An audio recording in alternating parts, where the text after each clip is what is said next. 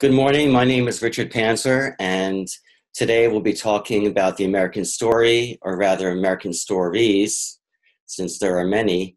And we'll be talking about American history and a little bit about philosophy. And I hope you find it interesting. And let's get started.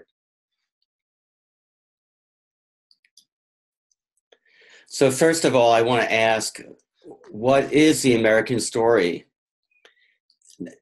And is there anything unique about America or its founding that distinguishes it from other countries around the world? Uh, every nation, people are proud of their country, but is there something unique about America? And do we share a common purpose? Is America a force for good or for evil in the world? And is America's religious heritage still relevant in the 21st century? Now, the first American story is about Exodus, about a people who escaped oppression, crossed an ocean or a wilderness to build a promised land. And the first example of that would be the Pilgrims. So we know that the Pilgrims were very dedicated Christians living in England, and they did not agree with the Church of England. They escaped to Holland to worship there. It didn't quite work out in Holland. And then they raised funds to come to America. 45 out of the 102 passengers on the Mayflower died the first year. So there was a huge sacrifice, but they did so because they were hoping that their children and their descendants would benefit from living in what they hope would be a free nation. And then we have other waves of immigrants coming to the United States and essentially playing the same story of people looking for freedom and opportunity, basically. Of course, for the religious people, this was founded and dedicated and centered on God. Now, there's a lot of evidence that we no longer have a common story in America. And we look at this photograph of Colin Kaepernick and another NFL player choosing to kneel rather than to stand for the American national anthem. And essentially they're saying they don't believe that America is a land of justice. I actually heard about a player for the Oakland Raiders. They're actually playing in Mexico City against the Patriots. And one of these players for the Raiders, he would not stand for the American anthem when it was played, but he stood for the Mexican anthem. And I was thinking about this, and considering that the amount of freedom and opportunity in Mexico is widely considered to be much less than the freedom and opportunity in the United States, I had a hard time to agree with what he was doing. But my main point is that there really is a disintegration of the agreement that there is a common purpose and ideal that unites all Americans. So the second story is the story of a divided nation, of settlers versus natives, founders versus their slaves, bosses versus workers, whites versus people of color, men versus women, have versus have-nots. And here we see a white nationalist demonstration. You can see that this little boy has been given a Nazi t-shirt to wear, I guess by his dad. And really, their perspective is that America was founded by white people for white people. So they have a race-based understanding of America. Of course, I would strongly disagree with this viewpoint, because if you really look at the founders of America, their vision of America was that it was rooted in an idea, not a race. And if you read from the Declaration of Independence, Thomas Jefferson wrote, "We hold these truths to be self-evident, that all men are created equal, that they're endowed by their Creator with certain unalienable rights, that among these are life, liberty, and the pursuit of happiness." Now, you could say, well, this did not apply to blacks for almost 100 years. The women did not have the right to vote until the early 20th century. But I would argue that there was a code. There was a coded message in the founding documents, and that later generations went back to this code and said, this applies to us. And so there was an appeal to this founding statement that was made, which was very unique in the history of nations. And so every generation looks to this founding statement and says, how can we actually perfect this? How can we make this more true in our time? Now, there's also the multicultural story, which says that America is a diverse collection of racial and gender groups, and there really is no shared founding purpose or story. There's a lot of emphasis on diversity, but not so much about a common ideal. But then my question would be, well, are all cultures truly equal? Some cultures practice female genital mutilation. Some cultures practice honor killing.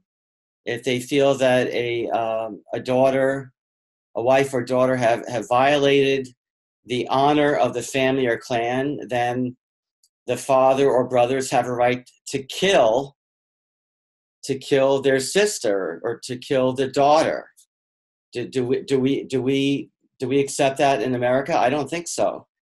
And is there any need to assimilate? These are questions to think about. So we have the Occupy Wall Street demonstrations, 1% versus 99%. You have virtuous workers versus exploitative employers. People before profits, tax the greedy, feed the needy. And really these groups are advocating that we should use state power to redistribute wealth, that there's an inequality which only the government can solve. This is an editorial that was printed in the Texas State University newspaper on November 29th, 2017. The title states, "Your white DNA is an abomination." And in the article, the writer, Lauren Cooley, wrote, "Whiteness in the United States is a construct used to perpetuate a system of racist power. White death will mean liberation for all. I hate you because you should not exist. You're both the dominant apparatus on the planet and the void in which all other cultures, upon meeting you, die." So this is quite a statement, but I have to say that this kind of discussion and perspective is very widespread on many, many college campuses around the United States and actually in Europe as well. And actually, I had an experience. Actually, this is 2 years ago. I went to a conference for teenagers that I was involved in organizing, and we had a lot of inner city youth attend this conference, and I heard one of the teenagers talk about killing white people. This was a black student, and you know, I was shocked, of course, to hear that, but also I felt really sad because I thought, if this young person has this type of attitude towards, quote, white people and chooses not to engage, maybe not to apply to certain companies because she thinks, oh, this will be a racist company, there are white people at this company and they will reject me, or you know, they're oppressing me. And I thought, this girl is actually exiling herself into a ghetto, essentially. And why is she doing that? She's doing that because she has been fed this, what I consider to be poison, that, yeah, look, there is injustice in our country and there are things that we need to improve, but labeling entire races, looking at each other not as individuals, but as a race, is definitely not what our founders believed in, and it's definitely not what's going to help our country. And I'm sure she would want to be looked upon not as a black person, but rather as a young woman with her own unique intelligence and creativity and abilities. And I just felt sad that this type of ideology is being spread among young people. Here we have a demonstration against, the banner says, against white supremacy. And if you look up in the upper left-hand corner here, there's a banner that says, smash white supremacy, and you can see the fist here. And, you know, it is really, I mean, I certainly believe in equality of all races, but they're talking about smashing something. This is actually a very violent message here, for sure. Here you have an Antifa demonstration. I believe this was in Texas. And many people think that Antifa means anti-fascist or anti-fascist action. But this term originally was an abbreviation for, pardon my poor German, Antifascistische Aktion. It was a German communist movement from the 1930s. And you can see that this demonstrator is wearing a hammer and sickle flag, which is a Marxist or communist flag. So Antifa is, it advocates Marxist class warfare. It's a Marxist group, and they're claiming to be opposing fascism. So I'd like to take a step back for a second and just consider that we're living in a postmodern, post-Christian age.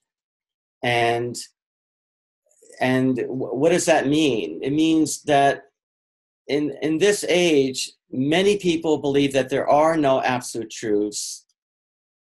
There is no objective reality or morality, that all truth claims only serve self-interest.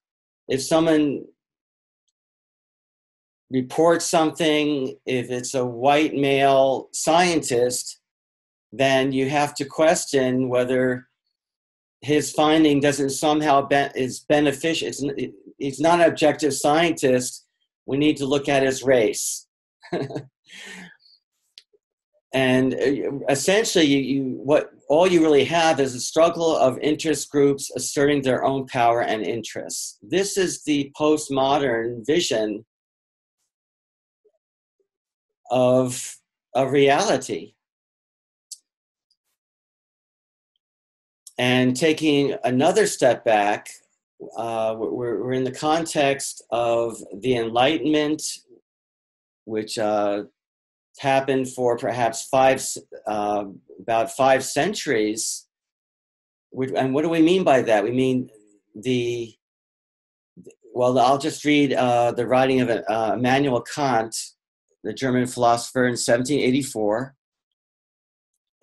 He wrote an essay called "What is Enlightenment?" Enlightenment is man's emergence from his self-incurred immaturity. Immaturity is the inability to use one's own understanding without the guidance of another. So from Kant's perspective, we don't need to depend on revealed scripture such as the Bible, and we should basically use our own understanding and reason. And of course, that makes perfect sense to us in the modern world, because we are living in the age which is a result of the Enlightenment.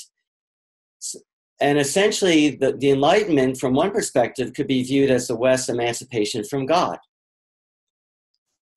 So after the Enlightenment, the idea of a universe that was governed by physical laws and not by divine providence was now seen as a reality. We're governed by physical laws. We're not governed by some divine providence. And this enlightened Europe no longer needed God as a source of morality, values, or order in the universe. Philosophy and science were very capable of doing that. So there's a lot of optimism and a feeling of being emancipated. And the philosopher Friedrich Nietzsche wrote in the 19th century, "Indeed, at hearing the news that the old God is dead, we philosophers and free spirits feel illuminated by a new dawn." So there's a lot of hope and excitement. But Nietzsche also warned of the coming catastrophe. In The Twilight of the Idols, he wrote, "When one gives up the Christian faith, one pulls the right to Christian morality out from under one's feet. This morality is by no means self-evident. Christianity is a system, a whole view of things thought out together. By breaking one main concept out of it, the faith in God, one breaks the whole." And in The Will to Power, he wrote, "What I relate is the history of the next 2 centuries. I describe what is coming. What can no longer come differently, the advent of nihilism. For some time now, our whole European culture has been moving as toward a catastrophe." And he warned that without the Christian foundation, there's a huge vacuum, and he was worried about what was going to rush in. So when God is dead, you believe in the idea that life has no intrinsic meaning or value, or you believe in materialism. All things, including thoughts, choices, and consciousness, are the results of material or chemical interactions only. And if you believe this, then you really do not believe in free will, because you're a result of your genes and your environment, and any choices you make are simply your genes acting out and resulting in your actions, which are actually determined. Or you may believe in eugenics, that some races are superior to others, and therefore you need to reduce inferior races. Or you may believe in secular utopias like National Socialism or Nazism, which is a state that worships and defends your race and makes war against other races if need be. Or you may believe in communism, which is state dictatorship that rules in the name of the workers. So these things, I think, are very, very problematic. And I would like to show you a short video which shows the 20th century's world without God.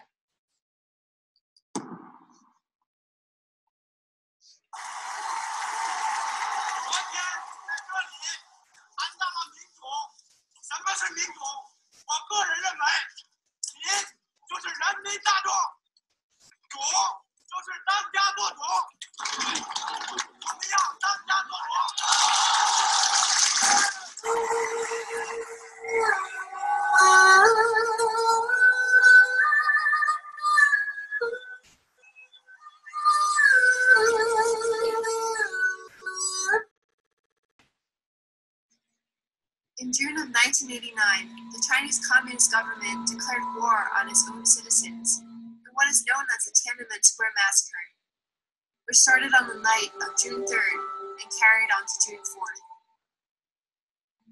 That night, the democracy movement brewing in China would be crushed by an unexpected, terrifying show of merciless force. Using tanks and machine guns, the Chinese authorities murdered and maimed tens of thousands of unarmed men, women, and children in Beijing, the capital of China. Almost every government has a history of murdering its own people. Within the 20th century alone, over 262 million people have been victims of genocide. How quickly has humanity forgotten, and how easy it is to forget.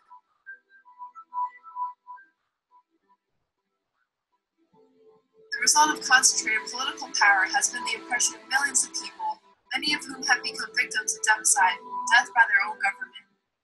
Their lives were cut unceremoniously short in order to satisfy the arbitrary wishes of their own governments, who were supposed to serve their people.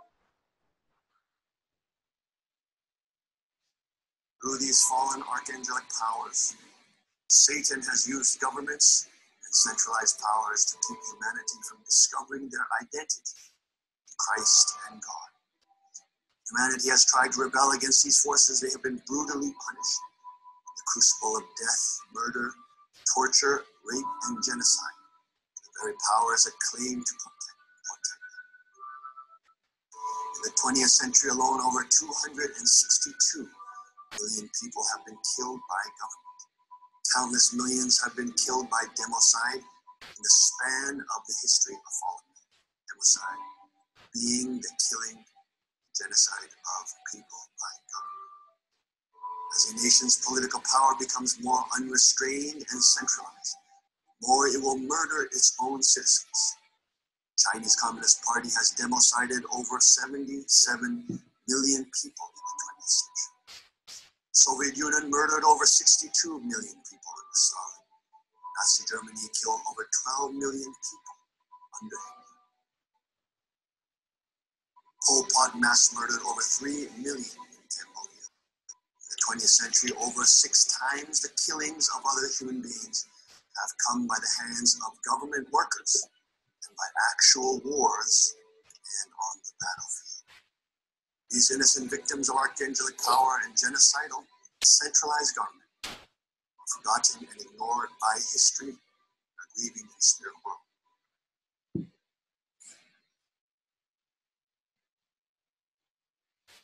So, racial identity ideology resulted in, one estimate, 25 million victims.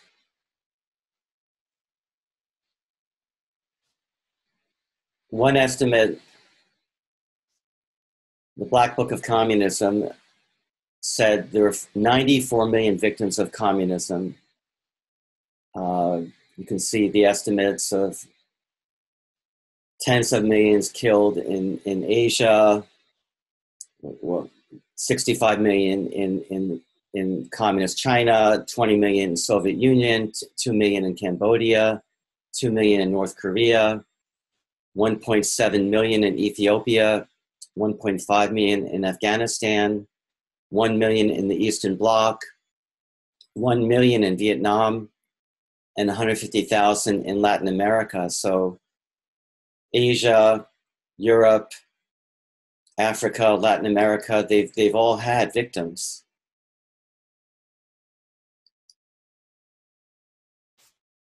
In the Ukraine,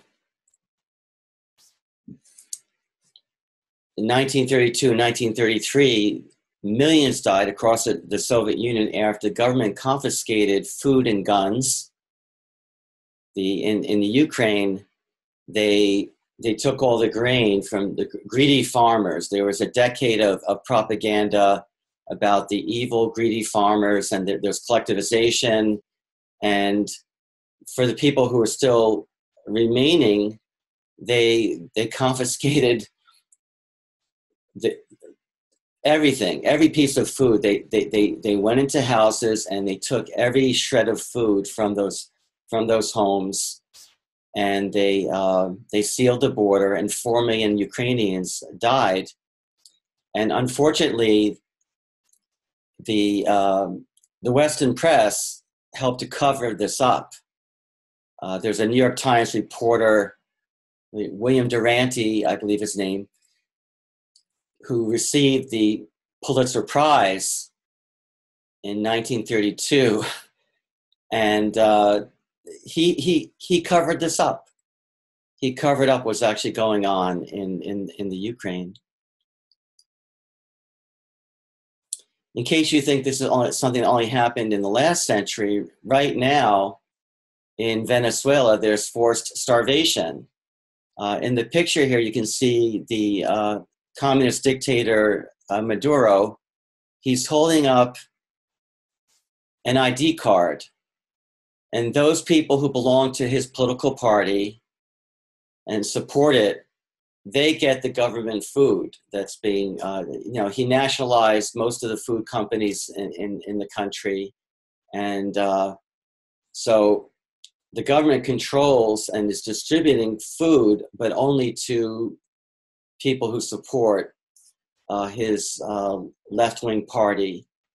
And if you don't belong to that party, then you're free to go out and look for food in garbage cans, or if you maybe you can kill some rats or cats that are still alive.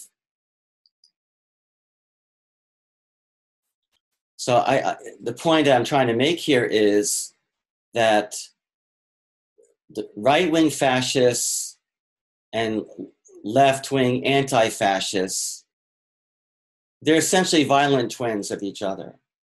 They both are violent ideologies. They both have ideologies. One is race-based, one is class-based, and they both claim the right to smash or destroy or kill a demonized group of people. And they both seek to use the state to seize and control wealth and power. So essentially, they're just mirror images of each other. So I think we need to understand that good and evil are very real. Humans have the capacity for doing extreme good, and they also have a capacity to do extremely evil things as well, based on their philosophy or their understanding of reality. I would also argue that there's only a moral obligation to be good based on an absolute being, on God. If there's no God, then there's no necessity to be good. I mean, you might choose to be good. You might choose to be unselfish and to want to help others, but there's no necessity to do that.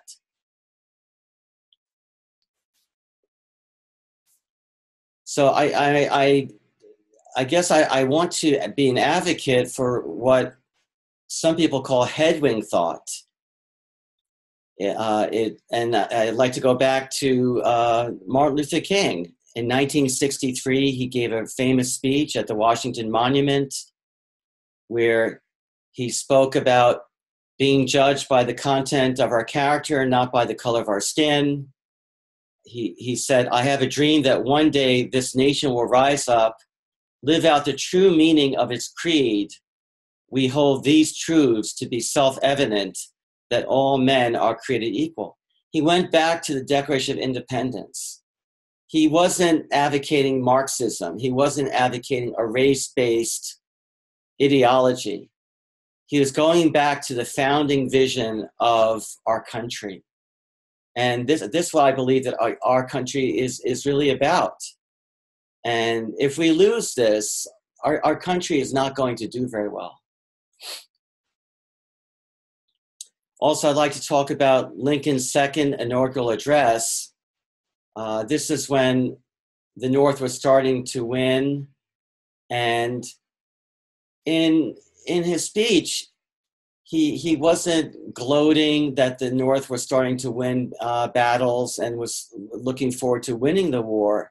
He spoke about redemption. He spoke about reconciliation. He said, none of us anticipated this conflict. None of us are truly in control. He expressed humility. He said slavery is not just a Southern institution, it was an American institution. So he pointed out and he admitted that the North also benefited from slavery and needed to repent. And I guess I would say that he was advocating liberation through forgiveness.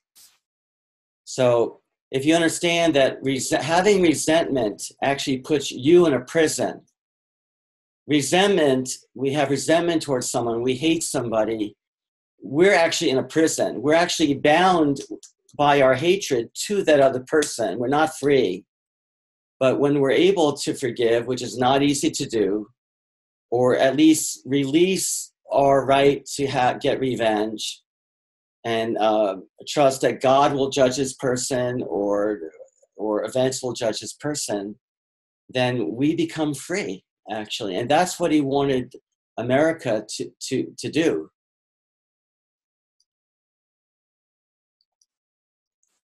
Unfortunately, his vision of reconstruction of the South was not fulfilled because he was assassinated, but that became the model for the Marshall Plan, where America, after defeating Germany and defeating Japan in World War II, we rebuilt Germany and we rebuilt Japan, and they became very prosperous and they became allies to America for the last 60 years, actually. And it's been a win-win. So while evil must be vanquished, from Lincoln's perspective, there are no permanent enemies. And today's, quote, enemy could become tomorrow's ally. So this is kind of the Christian vision. He was not advocating that America be weak. He understood that America needed to be strong, and if we get engaged in the conflict, we need to defeat the enemy, but he also believed in forgiveness as well. So I'd like to actually get to a key point, and the key point and the central question is whether God exists. And I'd like to read a statement by Reverend Sun Myung Moon. In the lower right, you see a picture of Reverend Moon meeting with Mikhail Gorbachev and his wife. This was in April 1990. It was at the time that the Berlin Wall had already come down, and under Gorbachev, Russia was abandoning communism. And Reverend Moon, of course, was known as a leading anti-communist because he had been in a North Korean communist death camp and he knew what it really was. But Reverend Moon went there to meet Gorbachev because he wanted to help. He wanted to help the Russian people. He wasn't gloating, as some did, that, America defeated the Soviet Union or the West defeated the Soviet Union. He was not there to gloat. He was there to help. So I'd like to read what he said. He said, we came to a point where we cannot, in the true sense, build a unified world of peace with power, wisdom, culture, or anything else done by humans alone. From this perspective, what is the central issue for resolving all problems of the world? To answer this question clearly, the issue of the existence of God is more important than anything else. If all humans come to clearly understand that God truly exists, they will clearly come to understand where his will is heading. And then this world will become one unified world of peace, an ideal world. So he understood that without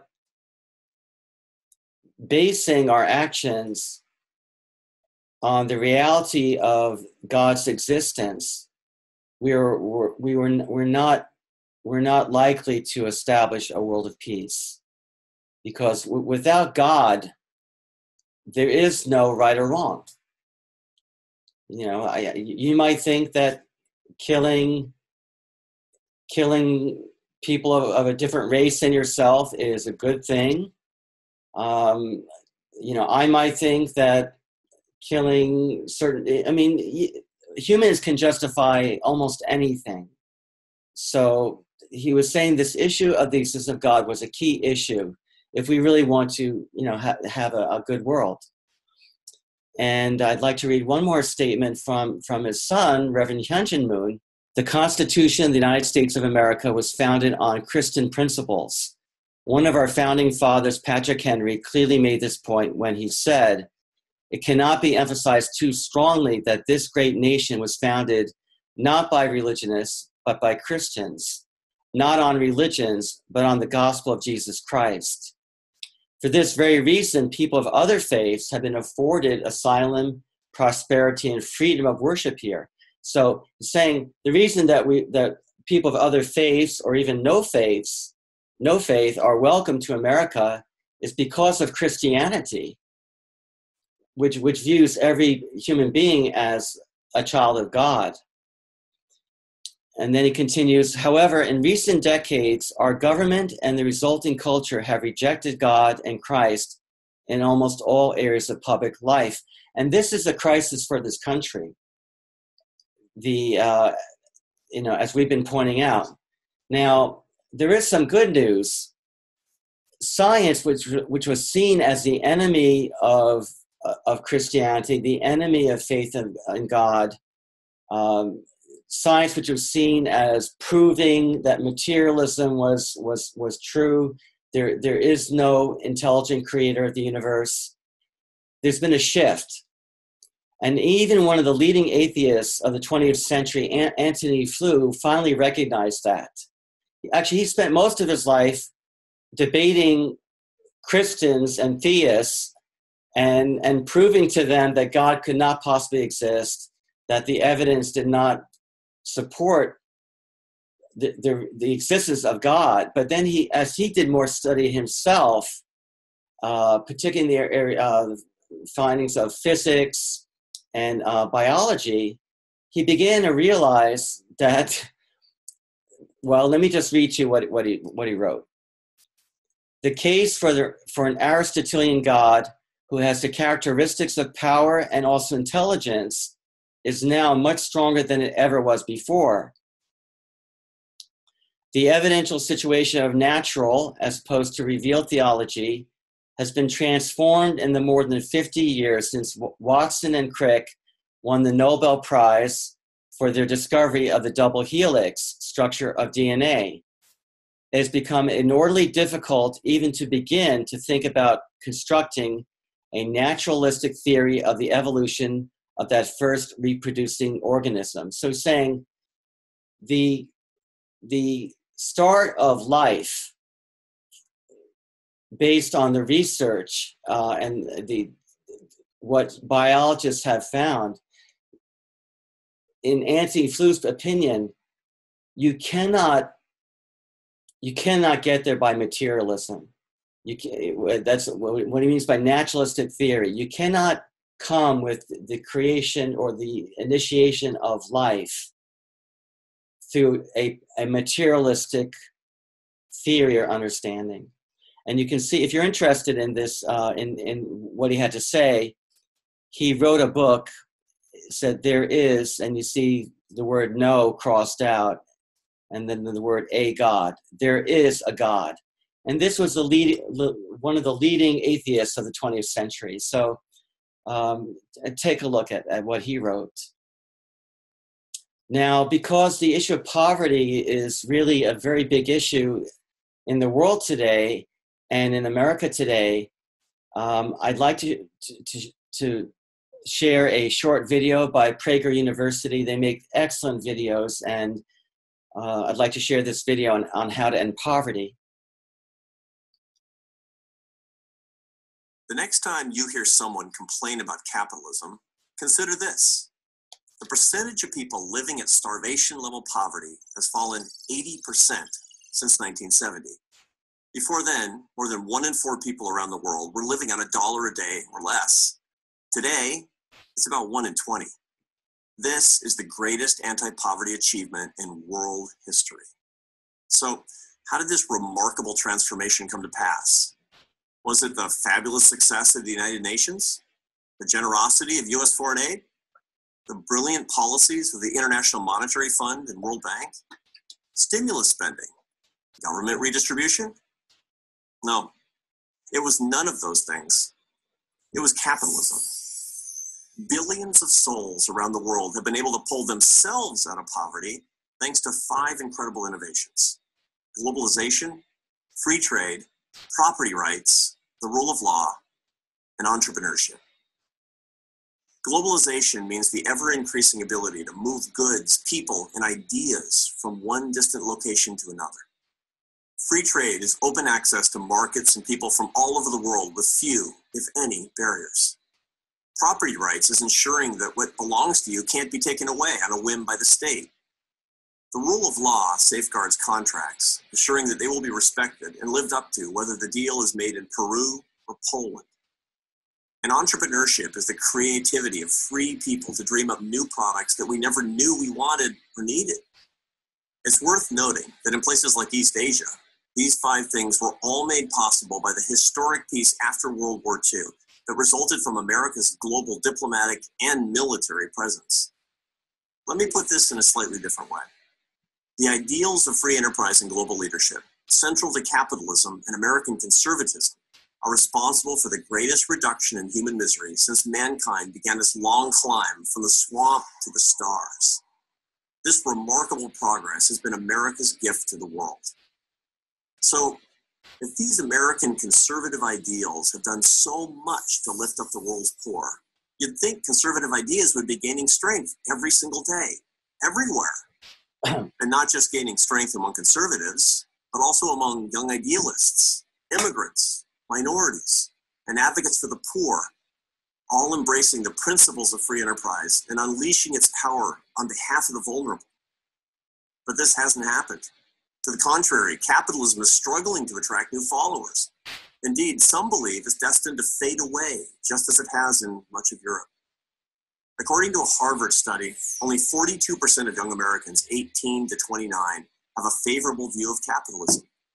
What explains this discrepancy between the incredible results of capitalism and its popularity? Why does capitalism get such a bad rap? One answer is simple. The defenders of free enterprise have done a terrible job of telling people how much good the system has done around the world. Capitalism has saved a couple billion people, and we have treated this miracle like a state secret. According to a 2013 survey, 84% of Americans are unaware of the progress made against poverty worldwide. Indeed, more than 2/3 think global hunger has actually gotten worse. This ignorance has consequences because there's no substitute for capitalism in the 5 innovations that make it work. Years of economic research tell us no other system comes close. Certainly not communism, not even socialism. You need a system that works while you sleep, one that creates the foundations of human prosperity without central planning or benevolent bureaucrats. More capitalism, more growth. The formula might seem deceptively simple, but it works. So how do we lift up the next billion? The answer should be clear. If you really want to help the poor, stand up for capitalism. I'm Arthur Brooks, president of the American Enterprise Institute for Prager University.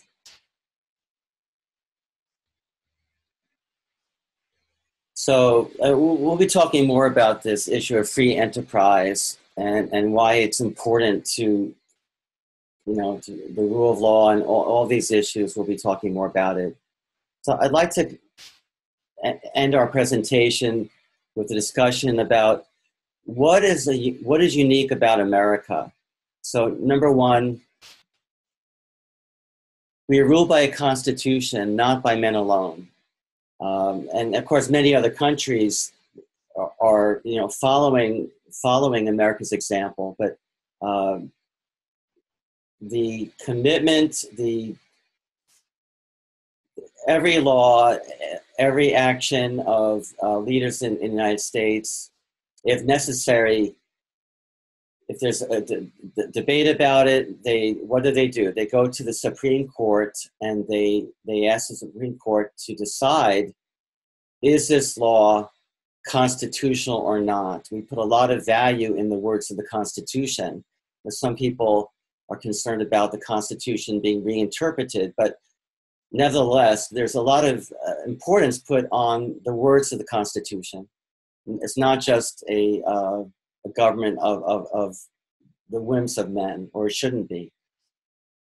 The ideal of equal treatment under the law. The idea of limits on the power of centralized government. America has been good to our enemies after wartime. It's not that common for a nation that defeated an enemy to spend huge amounts of resources to rebuild the country who attacked them. In most parts of the world, if you have wars and hatreds, they usually last for a very, very long time, sometimes for centuries. So America's willingness to forgive its enemies, in my view, is one of the most amazing things about our country. And I'd like to play a short video which shows what I think is this important, valuable aspect of America. And this is showing American soldiers liberating Nazi death camp prisoners.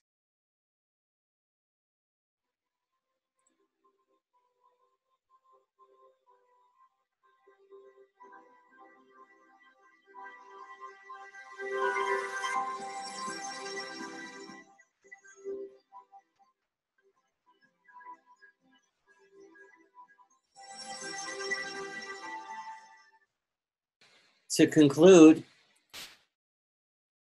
I would claim that the Judeo-Christian, the biblical foundation, is essential to America's future. And I would say that that's true even for people who do not believe in the Bible, who are not Christians, or they're not Jews. The reason that people want to come to this country is because of this foundation. So let's talk about, well, what I mean by that. Well, number one, the Judeo-Christian perspective is that each human being has absolute value as the son or daughter of God, as God's child, period, whatever their beliefs are. Each of us are morally accountable for our actions. God, not government, is the source of our freedoms. The freedoms are not a favor that can be taken away by the government. Freedoms are inherent rights of the human race. That's the claim that's made by our country, which is based on the biblical viewpoint. And individuals with God-given freedom and responsibility are best equipped to solve problems. So I hope you found this discussion interesting today, and I want to thank you for watching. And thank you for watching.